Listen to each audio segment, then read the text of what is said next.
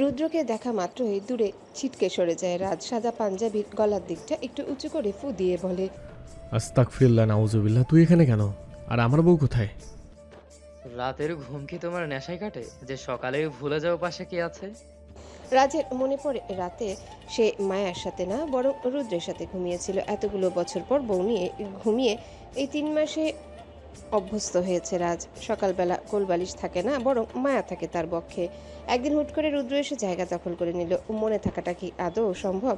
তাও আবার ঘুমের ঘরে। রুদ্র আশেপাশে তাকালো, কোথাও তার হিয়া পাখি আছে কিনা তা দেখার জন্যে। না, নেই সে। মান সম্মান বাঁচল একটু। বাইরে বেরিয়ে যেতে যেতে বলে, মন্ত্রীর বাড়িতে সেফটির জন্য মাফিয়ার গার্ড হাজির। শান্তিতে ঘুমাতেও পারি না এদের বউয়ের সেফটির জ্বালায়। রাজও এবার বীরকে গালি দিচ্ছে। শালা বাসর করবি ভালো কথা, তাই বলে দলবল নিয়ে আমার বাড়িতে হাজির হবি কেন? দুনিয়ায় তোর একার বউ আছে, আর কারো বউ নেই নাকি? তাও আবার একটা নাগিন মার্কা বউকে জুটি এত সতর্ক। পিয়াস পিছন থেকে মৌকে ডেকে বলে, চলো আমরা নিচে যাই। মৌ চলে যায়। পিয়াসের সাথে যাওয়ার সময় বলতে থাকে, জিজু থেকে কিছু শেখো। কি শিখবো? বউকে কিভাবে ভালোবাসতে হয়, কিভাবে মিস করতে হয়। আমার আপুর জন্য কতটা ডেসপারেট জিজু, আর তুমি কিনা আমার জন্য কোনো কিছুই ফিল করো না। অভিমানে বলা মৌয়ের কথায় পিয়াস মৌকে তার পেটের দিকে ইশারা করে বলে, আমি যদি ফিল না করতাম তাহলে কি এই জায়গায় কেউ দখল করতে পারতো? মৌ পেটের উপর হাত দিয়ে বলে, এটাও আমার প্রচেষ্টায়। আমি সাই না জানালে হতো না ম্যাম। মৌ মৃদু হাসলো। পিয়াস মৌয়ের হাত ধরে নিচে নামছে। আসলে তো এটাই যে মৌয়ের ছোট ছোট যত্ন খুব সুন্দর করে নেয় পিয়াস। নিজের সামর্থ্যের মধ্যে সেবা করে বউকে। মৌ তাতেই খুশি। সবাই চলে যেতে মায়া ভিতরে এসে দরজা লাগিয়ে রাজের সামনে 2 হাত ভাঁজ করে দাঁড়িয়ে বলে, বাদরের লেজ না হয় সোজা হয় না, কিন্তু আপনার তো লেজটাই নেই, যাকে বলে লেজ ছাড়া বাদর। তাই বলে কি আপনি সঠিক পথে আসবেন না মন্ত্রীমশাই? আমি তো বেঠিক পথে যাইনি মায়াবতী। মন্ত্রীমশাই, মায়াকে নিজের কাছে নিয়ে আসে রাজ। রাজ তার প্রেমের বাণী শুরু করতে নিবে। মায়া রাগ দেখিয়ে বলে, বউ পাগল নাম শুনতে ভালো লাগে আপনার? বউকে ভালোবাসা যদি বউ পাগল হয়ে থাকে, তাহলে আমি সেই পাগলই সঠিক। অন্তত বউ পাগল হয়েছি, কোনো পরনারীতে নয়। মায়া রাজকে ছাড়িয়ে আলমারি থেকে শাড়ি নিয়ে বাথরুমের দিকে যেতে নিলে রাজ মায়ার সাথে হাঁটা শুরু করে। মায়া থেমে গেল। রাজের দিকে চোখ রেখে বলে, বাথরুম বিলাস। বুঝে গেছো? রাজ 2 ভ্রু নাচিয়ে প্রশ্ন করে। মায়া হতাশ চাহনি দিয়ে বলে, লুচ্চা মন্ত্রীমশাই। আমার বউয়ের জন্যই তো। ফোনে কথা বলছে যারা। বীর সাবান নিতে গেছে। এই সুযোগে স্পাই ম্যানের সাথে কথা বলছে সে। ওপাশ থেকে কিছু জানালে যারা বলে, নেকলেস আমি যখন বলবো ঠিক তখনই নিয়ে আসবে। এর আগে তুমি আমার নানুর বাড়িতে যাও, সোনালির ঘর সহ বাকি ঘর সার্চ করবে, না হলে আমাকে জানাবে। আমাকেই বীরের থেকে পালিয়ে ওখানে আসতে হবে। তারপর কথাটুকু বলতেই পিছনে ঘুরে যারা হাত থেমে ফোনটা নিচে পড়ে যায়। বীর একটা সাদা টাওয়েল কোমরে পেঁচিয়ে বাইরে এসেছে। বীরের চোখ লাল, রাগ স্পষ্ট বোঝা যাচ্ছে। ছোট ছোট চুল থেকে টুপটুপ করে পানি ঝরছে। যারা ঘাবড়ে গেল। কাপা কাপা হাতে ফোনটা উঁচিয়ে দাঁড়ালো। মনে হয় বীর সব শুনতে পেয়েছে। বীর যারার দিকে এগিয়ে এলে যারা ঠায় দাঁড়িয়ে ভয় করছে তার। না জানি রাতের দিতে না পারা শাস্তি এখন দেয় কিনা। বীর যারার অতি নিকটে এসে যারার গলা চেপে দেওয়ালের সাথে আটকে ধরে বলে, আমার থেকে পালাতে চাস তাই না? একেবারে জানে মেরে দিয়ে। তবে তাহলে তো পালাতে হবে না, সোজা কবরস্থানে চলে যাবে। যারা হাত ছাড়ানোর চেষ্টা করছে। বীর ছাড়লো না। যারার কষ্ট হচ্ছে প্রচন্ড, কিন্তু মাথা ঠিক নেই বীরের। যারা যে পালিয়ে যেতে চায় এটা শুনে তার মগজে বাড়ি দিচ্ছে। যারার থেকে আবারও বিশ্বাসঘাতকতা সহ্য করতে পারবে না সে। বীর রক্তিম চাহনি দিয়ে বলে, একটা কথা কান খুলে শুনে রাখ, বীরের জীবনে যারার অস্তিত্ব না থাকলে এই ধরনী থেকে যারা নামক মেয়েটার প্লেন হয়ে যাবে। যারার গলা ছেড়ে রাগী দৃষ্টি দিল বীর। যারা গলা ধরে কাশতে থাকে। কাশি থামিয়ে যারা বীরের হাত ধরে মুখটা নিজের দিকে ঘোরালো। বীর কিছু বুঝলো না। যারা আচমকা বীরকে অবাক করে দিয়ে বীরের ওষ্ঠ দখল করে নেয়। কিছুক্ষণ পর বীরকে ছেড়ে বলে, আমি তোমার থেকে পালাবো না হ্যান্ডসাম। তাহলে ফোনে যে বললি? ওটা পার্মানেন্ট পালানো না, ক্ষণিকের জন্য। জারার মাথার পিছনে হাত রেখে জারার মুখটা নিজের সামনে রেখে জারার কপালে কপাল ঠেকালো বীর। অতঃপর বলে, তুমি যেখানেই যাও না কেন, যাই করো না কেন, মনে রাখবে তোমার সাথে আমার সম্পর্কের সাথে আমাদের দেহের মিলন ঘটেছে। আমরা একে অপরের জানি মা। যারা মাথা উপর নিচ করে। বীর যারাকে ছেড়ে দিয়ে স্যুট বুট পরে নেয়। অতঃপর বাইরে এসে ব্রেকফাস্টের জন্য সবার সাথে এক টেবিলে বসে। রাজ প্লেটে খাবার নিতে নিতে বীর যারার দিকে তাকালো, বাকিরাও একবার করে তাকালো। কিছুক্ষণ পর রাজ মুখ খুলল। তোর কোন দুঃখে মতিনের বাড়িতে গার্ড থাকতেও গার্ডের 14 গোষ্ঠী বহন করার প্রয়োজন বোধ হলো? বীর রাজের দিকে চোখ রেখে বলল, কাল নাগিন থেকে আমার বউকে রক্ষা করতে। তোর বউকে বলিস আমার বউয়ের থেকে প্রশিক্ষণ নিতে। দেখবি তোর বউ রক্ষা করতে আর লোক লাগবে না, বরং অন্যদের তোর বউ থেকে রক্ষা পাওয়ার প্রয়োজন হবে। যেমনটা আমার বউকে দেখলে সবাই ভয়ে কেঁপে ওঠে। বীর মৃদু হেসে বলে, সময় হলে বুঝবে আমার বউয়ের ক্ষমতা ঠিক কত দূর। রাজ নিজেও হাসলো, কারণ সেও জানে যারা আসলে কে। রুদ্র খাবার টেবিলে বসলেও এদিক ওদিক চোখ রাখছে। সিয়া বসতেই রুদ্র জিজ্ঞাসা করে, হিয়া পাখি কোথায়? সিয়া হামি তুলে বলে, রাতে তো মায়ের সাথে ঘুমাবে বলেছিল, একবার দেখা দেওয়ার কথাও ছিল, কিন্তু দিল না তো দেখা। রুদ্র ভ্রু কুচকালো। মালিনী এসে চেয়ারে বসতেই সিয়াকে কনুই দিয়ে ধাক্কা দিল রুদ্র। সিয়া ভ্রু কুচকে তাকাতেই রুদ্র ইশারা করে মালিনীকে প্রশ্ন করার জন্য। সিয়া মালিনীর দিকে ফিরে জিজ্ঞাসা তোমার মেয়ে কোথায়? করে। মালিনী টেবিলে বসে সিয়ার দিকে বিরক্তিকর চাহনি দিয়ে বলে, তুমি কে? আমার? তোমার আদরের মেয়ের কথা বলছি। ও নানু বাসা এখন। রাজ আর বীর দুজনে একে অপরকে দেখলো।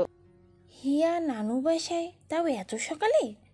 মালিনী একটু ঘাবড়ে বলে, রাতেই আবদার করেছিল, আমি ভোর হবার আগেই পাঠিয়ে দিয়েছি। বীর বলে ওঠে, ওখানে তো কেউ নেই। কিছু গার্ড আছে। হিয়ার হঠাৎ নানু বাসা দেখার ইচ্ছে হলো, আমিও বাধা দিইনি। কেন, কি হয়েছে? তাহলে আমরাও আজ দাদু বাসায় ঘুরতে যাই। এমনিতেও আমি আর ওখানে শিফট করতে চাই না। যারাকে ইঙ্গিত করে বলে বীর। যারা ইশারা করে মায়াকে। মায়া বলে ওঠে, না ভাই, তোমরা এখানে থাকবে অন্তত একটা সপ্তাহ। এটা তোর শ্বশুর বাড়ি বোন। বাট তোমারও তো ফুপুর বাড়ি, আর হিসাবের দিকে আমার শ্বশুর কিপটা না যে তোমাকে এই বাড়িতে রাখতে পারবে না, তাই না বাবা? মাহমুদ সর্দার একটু কেশে উঠলেন, তাকালেন রাজের দিকে। রাজ চোখ দিয়ে ইশারা করে রাজি হবার জন্য। তাই মাহমুদ সর্দার বলেন, তুমি যখন কিছু চাইছো আমি না করব না। মালিনী সুযোগ বুঝে বলে, তাহলে এখন তোকে আর ওই বাড়িতে যেতে হবে না। ওকে ওকে, কিন্তু আমাকে বের করতে হবে, একটু কাজ আছে আমার। সবাই নাস্তা শেষ করে চেয়ার ছেড়ে উঠে দাঁড়ালো। যে যার কাজে যাচ্ছে। এক এক করে বাড়ির পুরুষ মানুষ সবাই চলে গেল। সেই সাথে রাজ নিজস্ব কাজ আছে, তাই বাইরে এসে বীর ও আদ্র গাড়িতে উঠতেই রুদ্র বলে ওঠে, আমি যদি না যাই প্রবলেম হবে? বীর বলে ওঠে, আমার গার্ড আছে শোনা, প্রবলেম? রুদ্র রিল্যাক্সে বাইকে উঠতে নিলে বীর বলে, আমার মনে হয় হিয়া ওই বাড়িতে নেই। খান বাড়ির সকল ইনফরমেশন আমার কাছে আছে, বিশেষ করে লাস্ট 10 বছরের আপডেট রাখি। তাও একবার ঘুরে আসি। কেউ আর বাধা দিল না রুদ্রকে। বাইকে উঠে রুদ্র চলে যায় তার হিয়া পাখিকে খুঁজতে। বাকিরা চলে গেল শাহানা পারভিনের কাছে। মায়া মাত্র নিজের অফিস রুমে এসে বসলো। কিছু ফাইল দেখতেই মায়ার কাছে ফোন আসে। স্পাইম্যান কল করেছে দেখে মায়া দ্রুত রিসিভ করে। ওপাশ থেকে স্পাইম্যান জানায়, রাস্তারকে হারাতে এবার তার সর্দারকে টার্গেট করেছে মিস্টার আরশাদ। ভাগ্য ভালো আমি ইতিমধ্যে পৌঁছে দেখতে পাই। আমি ওনাদের পিছু নিয়েছি, আপনি আপনার লোকদের পাঠান দ্রুত। লোকেশন অন করে রাখো, আমি আসছি। মায়া দ্রুত বের হতে হতে যারাকে কল করে বলে, তোমার গ্যাংয়ের সবাইকে পাঠাও আমার দেয়া লোকেশন অনুযায়ী। কি হয়েছে? তাজকে কিডন্যাপ করেছে মিস্টার আরশাদ। মন্ত্রীমশাইকে হারাতে ব্যস্ত সে। খুব ভালো করেই জানে তাজ মন্ত্রীমশাইয়ের দুর্বলতা, তাই এত কিছু করা। বলেই দৌড়ে গাড়িতে উঠল। মায়ের দৌড়ের সাথে তারেক দ্রুত গতিতে এসে ড্রাইভিং সিটে বসে। মায়া ওর ফোন সামনে রেখে তারেককে বলে, এটাতে যে লোকেশন দেয়া আছে ওই দিকেই যাবে। যারা ওর গ্যাংকে মেসেজ দিল। এদিকে যারা ওর গাউনের নিচে রিভলভার সেট করে বাইরে বের হয়। যারা বের হতে নিলে সোনালি সামনে এসে বলে, তোমার সাথে কথা আছে আমার। তারা হালকা হেসে সিসি ক্যামেরা দেখিয়ে বলে, হ্যান্ডসাম কিন্তু বাড়িতে এসে ওটা চেক করবে, তাই কেয়ারফুল খালামণি। খুব উঠতে শিখেছ তাই না? উঠতে আর পারলাম কই, সেই তো তোমার থেকে ছাড়া পেয়ে আর একজনের কাছেই বন্দি হলাম। বেশি ড্রামা করবে না আমার সাথে। আমার নেকলেস কোথায়? হারিয়ে ফেলেছি আমি। রিয়েলি? ওটা হারানোর মতো ছিল? ওটার দাম জানো তো? তোমাকে বিক্রি করলেও এত টাকা আসবে না। তোমাকে বিক্রি করলে আসবে কি? যারা? সোনালির চিৎকারে যারা কানে হাত দিয়ে বিরক্তিতে কপাল কুঁচকে বলে, আস্তে খালামণি আস্তে, আমার হ্যান্ডসাম সাথে থাকলে তো এভাবে চিৎকার করতে পারো না, এখন কেন চিৎকার করছো? কাছে নেই বলে? ভুলে যেও না, আমার হ্যান্ডসাম যেদিকেই যাক না কেন আমার সুরক্ষার ব্যবস্থা করেই যায়। তুমি যে তোমার বাবার ক্ষমতা পেয়েছো এটাও কিন্তু আমার অজানা নেই। যারা অবাক হলো, যার জন্য যে ন্যাকা সাদাসিধা সাজে সেও জেনে গেল। যারা একটু অবাক হলেও পরে স্বাভাবিক হয়ে বলে, জেনেই যখন গেলে তাহলে আর কি, টক্কর দিতে এসো না আমার সাথে, কারণ এবার আমার বাবার পাওয়ারের সাথে আমার স্বামীর পাওয়ারও আছে। দুজনের পাওয়ারে তুমি আর তোমার গ্যাং বরবাদ হয়ে যাবে। এতটাও কনফিডেন্ট রেখো না। এই আমি আর আমার গ্যাং পুরো সর্দার মহলের লোকেদের নাকে মুখে চুবানি দিয়েছি। ছি ছি ছি, জেনারেশন আপডেট হয়ে গেছে খালামণি, এখন আর কেউ সেই সতী সাবিত্রী নাদান টাইপের নেই। মোস্ট ইম্পর্টেন্ট কথা, তোমার স্বামীর মতো কোনো হাবলা পুরুষ এই জেনারেশনে পাবে না, যে নারীদের একটু উষ্ণতা পেলেই গলে যাবে, এবারের গুলো ঝলসে দেবে। তাই বি কেয়ারফুল। তোমার সাথে আমাদের শত্রুতা নেই যারা। মিহিরের কথা শুনে যারা পিছনে ঘুরে বলে, আমার বাবা মায়ের সাথেও ছিল না, বাবা তো দেশে ভালো চেয়েছিল, তোমার পরিবার হতে দিল না। তাকে সাবধান করা হয়েছিল। তোমরাও তাই আমার শৈশব কেড়ে নিলে, এখন আমি তোমাদের সব কিছু কেড়ে নেব। পারবে না তুমি, তার আগে আমরা। যারা হাত উঁচিয়ে বলে, জাস্ট একটা চিৎকার দেব, সমস্ত গার্ড হাজির হবে। ডেমো দেখাবো নাকি? মিহির সরে গেল। যারা হাত ঘুরে দেখে বলে, ইউজলেস ব্যক্তিদের সাথে আমার হ্যান্ডসাম হাজব্যান্ড কথা বলা পছন্দ করে না, তাই আমার আশেপাশে আসার চেষ্টাও করবে না। বলা যায় না, আমার হ্যান্ডসাম হাজব্যান্ডের রিভারবাল তোমাদের জন্য ব্যয় হতে পারে। বলেই যারা চুলগুলো সামনে থেকে হাত দিয়ে সরিয়ে পিছনে রাখলো। দুজনের দিকে না তাকিয়ে সোজা চলে গেল বাইরে। মায়াকে হেল্প করতে হবে বীর ইম্পর্টেন্ট কাজে, এটা যারা বুঝেছে। অতিরিক্ত ইম্পর্টেন্ট কাজ না থাকলে যারাকে একা রেখে যেত না বীর। ওদিকে হিয়ার কিছু একটা হয়েছে এই বিষয়ে মায়ার সাথে তারও সন্দেহ হয়। রুদ্রের ভরসায় মায়া এই বিষয়টা পাত্তা দিল না, কিন্তু তাজের ব্যাপারটা ছেড়ে দিবার না। যারা বাইরে এসে কল করে পিয়াসকে। পিয়াস একবার রাজের দিকে তাকালো। রাজের চোখ রক্তিম। সামনে বসে আছে একজন ভুঁড়ি মোটা সাথে বিশ্রী হাসি দেওয়া একজন লোক। লোকটির উদ্দেশ্য ভালো না, সে রাজকে অফার করছে, আপনার কাজ জনগণের সেবা করা। আর কত সেবা করবেন মন্ত্রীমশাই, এবার একটু সেবা নিন। আপনি ওই জমির অংশ পেতে সহায়তা করুন, আমরা আপনাকে সেবায় ভরিয়ে দিব। মোটা অঙ্কের টাকার অফার দিল রাজকে। এজন্য রাজ ক্ষিপ্ত হয়ে আছে। লোকটা আরও বলে, কৃষিতে আর কতই বা উন্নতি হচ্ছে দেশের। 1 একর জমির মধ্যে যদি মসজিদে ব্যবহার করা হয়, খারাপ তো কিছু না। আজকালকার যুবকরা পার্টি করবেই।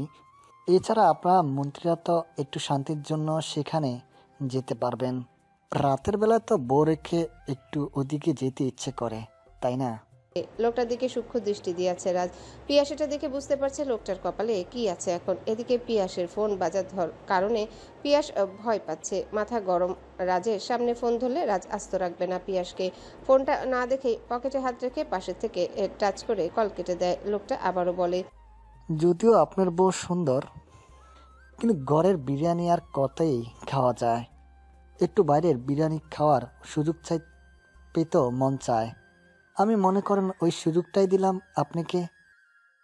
এবার আর রাজের মাথা ঠিক থাকলো না। শেষমেশ তার বউকে নিয়ে কথা উঠছে। নষ্টামির একটা সীমা থাকে, এরা এই সীমা লঙ্ঘন করেছে। টেবিলের নিচে থাকা ড্রয়ার খুলে রিভলভার বের করে দ্রুত শুট করে দেয় লোকটার বুক বরাবর। পিয়ার শুকনো ঢোক গিলছে। বাইরের কয়েকজন ব্যক্তি আচমকা বন্দুকের শব্দ পেয়ে কেঁপে ওঠে। এমন হঠাৎ করা হবে বুঝতেই পারেনি। লোকটা নিজেও আটকে উঠে বুকে হাত রেখে রাজের দিকে তাকালো। রাজ ক্ষিপ্ত হয়ে লোকটার কাছে এসে লোকটিকে মেঝেতে ফেলে আর গলায় পা দিয়ে পিষে বলে, শুয়োরের বাচ্চা, তোর নিজের মতো আমাকেও কাপুরুষ ভেবে ভুল করছিস। আমি এক নারীতে আসক্ত, আর সেই নারী আমার বউ, আমার মায়াবতী। বাজে অফার দেওয়ার আগে তোর উচিত ছিল আমার ব্যাকগ্রাউন্ড চেক করা, না হলে এই 7 সকালে আমার হাতে তোর জান যেত না। বলেই রাজ আরো কয়েকবার শুট করে দিল। গলা উঁচিয়ে ডাক দিল, শান্ত। শান্ত রাজের দলেরই এক ছেলে দৌড়ে আসে রাজের কাছে। রাজ লোকটির লাশ দেখিয়ে বলে, এতদিন যতগুলো মেয়ের জীবন নষ্ট করেছে, এছাড়া জমি দখল করেছে বা নিতে চেয়েছিল, সেই সকল কাগজপত্র প্রমাণস্বরূপ হাজির করে এর দলের বিরুদ্ধে একটা অ্যাপ্লিকেশন করবে। এর লাস্টে এমন জায়গায় নিয়ে যাও যেখান থেকে একে খুঁজে পাওয়া যাবে না আর। শান্ত রাজি হলো, নিয়ে গেল লোকটার লাশ। শান্ত কিছু লোক আনলো যারা মেঝেতে থাকা রক্ত পরিষ্কার করছে। এদিকে মায়া চিন্তিত হয়ে গাড়ির বাইরের দিকে চোখ রাখছে। তারেক প্রশ্ন করে, কি হয়েছে ম্যাম? তাজকে কিডন্যাপ করা হয়েছে। হোয়াট? প্লিজ গাড়ি দ্রুত চালাও তারেক, তাজকে খুঁজে বের করা জরুরি। স্যারকে জানিয়েছেন? যারা জানাবে পিয়াসকে, আমি জানিয়েছি যারাকে। এছাড়া মন্ত্রীমশাইকে দুবার কল করেছি, ফোন বন্ধ, পিয়াস রিসিভ করেনি। তারেক লোকেশন দেখছে। গুলশান এলাকায় যাচ্ছে তারা। এই জায়গাটা বিপজ্জনক, ভাঙাচোরা রাস্তা, উঁচু জায়গায় নিচ দিয়ে বড় গর্ত, যেখান থেকে কেউ পড়ে গেলে তাকে খুঁজে পাওয়া মুশকিল। তারেক নিজেও ভয় পেল। এবার মায়াকে স্পাইম্যান কল করতে তারেক রিসিভ করে লাউডে দেয়। ওপাশ থেকে জানায়, তার সর্দারকে বেঁধে রাখা হয়েছে ম্যাম। শাহামির রাজ না আসা অবধি ওনাকে চাবুকের আঘাত করা হবে জানান দিল ওদের লিডার। দ্রুত কিছু করুন, এখানে প্রত্যেকের হাতে ক্রস ফায়ার। তারেক পিছনে তাকালো। কিছু গ্যাং আসছে। তারেক জানালো, আমরাও ব্যবস্থা নিয়ে আসছি। মায়া তারেককে বলে, তোমার ফোন দাও। তারেক দিল। মায়ার আজকে কল করে যাচ্ছে, বন্ধ জানাচ্ছে বারবার। পিয়াসকে কল দিল, পিয়াস ধরলো না। মায়ার ফোনে যারা মেসেজ দেয়, আমি পিয়াসকে কল দিচ্ছি, ও রিসিভ করছে না। মেসেজ দিয়ে রেখেছি, আশা করি দেখবে। স্পাইম্যানের লোকেশন অনুযায়ী কাঙ্ক্ষিত স্থানে নামলো মায়া। এতক্ষণ ধরে ঢাকার লোকেশন অনুযায়ী চললেও পরে ওরা চলে যায় বান্দরবন। চলতি পথে অনেকবার কল করেছে রাজকে, পেল না একবারও। অবশেষে জানানো হলো মাহমুদ সর্দারকে। গাড়ি থেকে নেমেই মায়ার নজরে আসে দূরে একটা বটগাছে বেঁধে রাখা হয়েছে তাজকে। গাড়ি থেকে নেমেই মায়ার নজরে আসে দূরে একটা বটগাছে বেঁধে রাখা হয়েছে তাজকে, যাকে দেখতে হুবহু রাজের মতো, কিন্তু মুখটা ভীত। রাজ দেখতে সাহসী, তাজ তার উল্টো। বাচ্চাদের মতো মুখভঙ্গি, কান্নায় চোখ মুখ লালা, চুলগুলো বাচ্চা ছেলেদের মতো করে আঁচড়ানো। তাজকে চাবুকের আঘাত করা হচ্ছে, কপাল ফেটে রক্ত বের হচ্ছে। তাজের মুখটা বাচ্চা বাচ্চা করে কান্না করে যাচ্ছে, আর সেই সাথে করছে আকুতি মিনতি। কেউ শুনছে না তাজের অনুরোধ। সবার মুখে শুধু পৈশাচিক আনন্দ। পুরা 50-60 জন আছে সেখানে, তারও বেশি হবে হয়তো। মায়া গাড়ি থেকে রিভলভার নিয়ে আশাদের লোকদের শুট করতে থাকে। কয়েকজন আহত হয়ে মাটিতে পড়ে যায়। মায়া নিশানা করে তাজকে যে আঘাত করে তার হাতে শুট করে। লোকটা বাহু চেপে মায়ার দিকে তাকালো, চিল্লিয়ে বাকিদের বলে। বেশ কয়েকজন দৌড়ে আসে মায়ার কাছে, বাকি কয়েকজন গুলি ছুটতে থাকে। তারেক ও গার্ড মিলে তাদেরকে পাল্টা আঘাত করতে থাকে। এদিকে তাজের কাছে অনেক গার্ড, যেগুলো তাজকে ক্ষতি করে দিবে। মায়া যতজনকে পারছে শুট করেই যাচ্ছে, কয়েকজনকে আঘাত করে এগিয়ে যাচ্ছে, কিন্তু মাঝপথে হাজির হয় আরও গার্ড। তারা মায়াকে ঘিরে রেখেছে। মায়া অগ্নিদৃষ্টি দিয়ে বলে, রাস্তা ছাড়ো। গার্ডগুলো শয়তানি হাসি দিয়ে বলে। মাটিতে লুটিয়ে পড়া ব্যক্তিদের ইঙ্গিত করে মায়া বলে, ওদের দেখেও বুঝতে অসুবিধা হচ্ছে তোদের? লোকগুলো হেসে দেয় উচ্চস্বরে। আমার আরো ক্ষমতা আছে, যেটা তোরা জানিস না। এই মায়া রিভলভার ব্যবহারের সাথে সাথে আরো অনেক টেকনিক জানে তোদের শেষ করে দিতে। নাম মায়া হতে পারে, কিন্তু কাজে কোনো মায়া ভাব পাবি না। রাস্তা ছাড়, নাহলে তোদের অবস্থা খুব খারাপ হবে। ছাড়লো না রাস্তা, উল্টো মায়ার দিকে এগিয়ে আসছে, মুখে বিশ্রী হাসির সাথে। মায়া আর সুযোগ দিল না। হাতে থাকা রিভলভার আবারও তাক করে, পরপর শুট করতে থাকে। কয়েকজন লুটিয়ে পড়লেও বাকিরা সুরক্ষিত। মায়ের রিভলভার শেষ। অন্যদিকে মায়ের গার্ডগুলো আশাদের লোকদের সাথে লড়াই করছে। ফলস্বরূপ মায়া একা হয়ে গেল। বিপক্ষের গার্ডদের মুখে বিদ্রুপের হাসি। ওরা এগিয়ে আসতে মায়া আগে যাকে পেল তার হাত ধরে মুচকে দিল। নীল শাড়ির আঁচল কোমরে গুজে নিল। কোনো রকমে পা উঁচিয়ে হিল সহ পা রাখলো গার্ডের হাঁটু বরাবর। হিলের দ্বারা পিষে আঘাত করছে একজনকে। গার্ড চিৎকার করে ওঠে। অপর গার্ড বলে ওঠে। সবাই মিলে মায়াকে অ্যাটাক করতে নিলে তারেক দৌড়ে আসতে নেয়। মায়া হাত উঁচিয়ে থামিয়ে দেয় তারেককে। তারেক তাজের দিকে তাকায়। মায়ার ইশারা পেয়ে তাজকে গাড়িতে উঠানো হচ্ছে। মায়া গলা উঁচিয়ে বলে, তুমি ওদেরকে ধরো। তারেক দোটানায় পড়লো, কাকে রেখে কাকে বাঁচাবে। মায়াও তো বিপদে। মায়া সাধ্যমতো চেষ্টা করেই যাচ্ছে ফাইট করার। বেশি দূর পারবে বলে মনে হয় না, তাও চেষ্টা চালিয়ে যাচ্ছে মায়া। তারেক বেশি না ভেবে তাজের পিছনে ছুটছে। পারল না বেশি দূর। তারেককেও ঘিরে ধরেছে অনেকে। এদিকে মায়া ফাইট করছে। মায়াকে পেছন থেকে মাথায় একজন গার্ড আঘাত করে। মায়া একটু সরে যায়। বাকি গার্ড যেই হামলা করতে নেবে অমনি তাদের গায়ে বন্দুকের গুলি লাগলো। মায়া মাথায় হাত দিয়ে পিছনে ফিরে দেখে যারা শুট করে দৌড়ে আসছে। পিছনে আছে জারার গার্ড। মায়া মৃদু হাসে। যারা কাছে এসে বলে, তুমি তাজের কাছে যাও, আমি এই হারামজাদাগুলোর অবস্থা খারাপ করে আসছি। মায়া মৃদু হেসে বলে, ওকে ভাবি। মায়া গাড়িতে উঠে চলে যায় তাজের পিছে। তাজ যে গাড়িতে আছে ওই গাড়ির সামনে দ্রুত এসে ব্রেক করলো। তাজকে কিডন্যাপ করা ব্যক্তিরা ভয়েতে জমে গেল। মায়া এবার আরেকটা রিভলভার নিয়ে গাড়ির চাকাগুলোতে ছুঁড়ে মারল। যেন গাড়ি চালাতে না পারে। আর অবশেষে রিভলভার ফাঁকা হলে গাড়ি থেকে নামে মায়া। তাজকে নিয়েও সবাই নামলো। পাশে থেকে তাজকে নিয়ে অন্য কোথাও যাওয়ার অবস্থা নেই। মায়ার দিকে দুজন দৌড়ে গেলে মায়া ওদের সাথে ফাইট করে। অন্যদিকে যারাও তার গার্ড মিলে ফাইট করছে। মায়ার দিকে চোখ যেতেই যারা নিশানায় স্থির রেখে মায়াকে আক্রমণ করা ব্যক্তিদের শুট করে দেয়। বাকিরা বুঝতে পারে এখানে বড়সড় ঘটনা না ঘটলে এরা থামবে না। তাই প্ল্যান মোতাবেক যারা ও তারেকের দিকে আরও গার্ড পাঠিয়ে দিল ব্লুটুথ দিয়ে কথা বলে। তাজকে ছুঁড়ে মারল নিচের দিকে। এই উচ্চতা থেকে নিচে কেউ পড়ে গেলে তাকে কেউ খুঁজে পাবে না। মায়া হতভম্ব হয়ে গেল। সেই সাথে তাজকে বাঁচানোর জন্য সেও লাফ দিল। অনেক কষ্টে তাজের হাতটা ধরে রাখে মায়া। তাজ নিজেকে দেখে ভয় পায়। এত উঁচু স্থানে তাকে শুধু একটা হাত আশ্রয় দিয়েছে। মাথা উঁচে হাতের ব্যক্তিকে দেখে নিল তাজ। না, চেনে না তাকে। করুণ কণ্ঠে বলে, হ্যালো বন্ধুরা, পরবর্তী পার্ট খুব তাড়াতাড়ি আসবে, তো সবাই অপেক্ষায় থাকো।